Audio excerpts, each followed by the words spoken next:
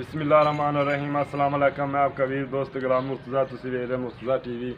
मेरे चैनल में सबसक्राइब करो, नाल एक बैल का बटन है वो भी ओके करो, क्योंकि हर वीडियो मेरे दोस्तों वीरां जल्दी पहुँच सके। ये दोस्तों की एक गां लैके आए हैं, अगे भी बड़े चैनलों से चढ़ी है, तो अज गां मैं लैके आया दोस्तों की। खूबसूरत गां, बड़ा प्यारा थान लगे। दुध के मालक दसते ने 10 किलो, मैं 8 लीटर चवा के देंगा, 2 टाइम चवा के देंगा। 8 लीटर दुध 2 टाइम चवा के देंगा। टाइम तो टाइम कोई दोस्त चाहना चवाई मंगे, मैं इंशाल्लाह चवा के देंगा। तो मालक मैं फाइनल कीमत भी दसदा किन्ने दी वेचनी।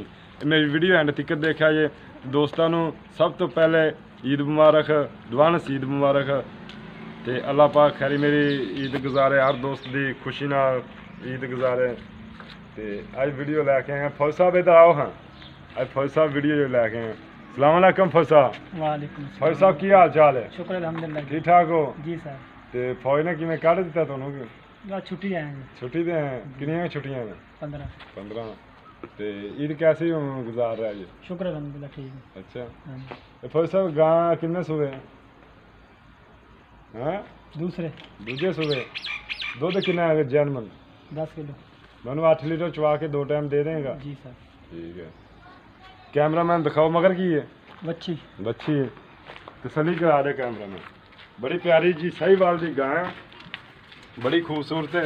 क्रास है जी साहिवाल की। साहिवाल क्रास है, बड़ी प्यारी खूबसूरत गां है। चंगा चड्डा जी, चंगा थाने थब्बियां दे चड्डे ने जी। बड़ी प्यारी गां जी, खूबसूरत। दुध जैन 10 लीटर दसते ने, 8 लीटर दुध चवा के देंगे। पहले खोल लेना बस साहब, खोल देने तो उत्ते विखा। अगे भी जी बड़े चैनल चढ़ी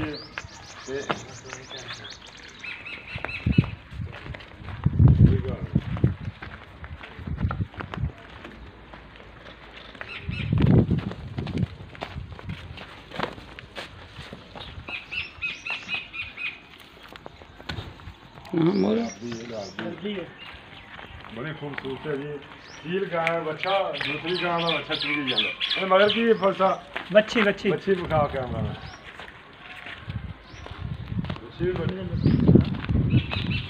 बच्ची माशाल्लाह बड़ी खूबसूरत है, बड़ी प्यारी हो। अच्छा फौज साहब की कीमत प्यार में बता दी, फाइनल की कीमत दसो कि नहीं?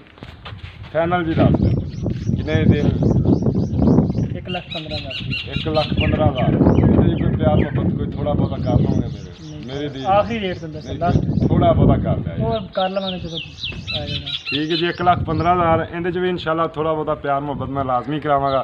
अगर किसी दोस्त को पसंद आ जाती मेरे नाल राबता कर सकता है। मेरा फ़ोन नंबर 0344 69 80 676।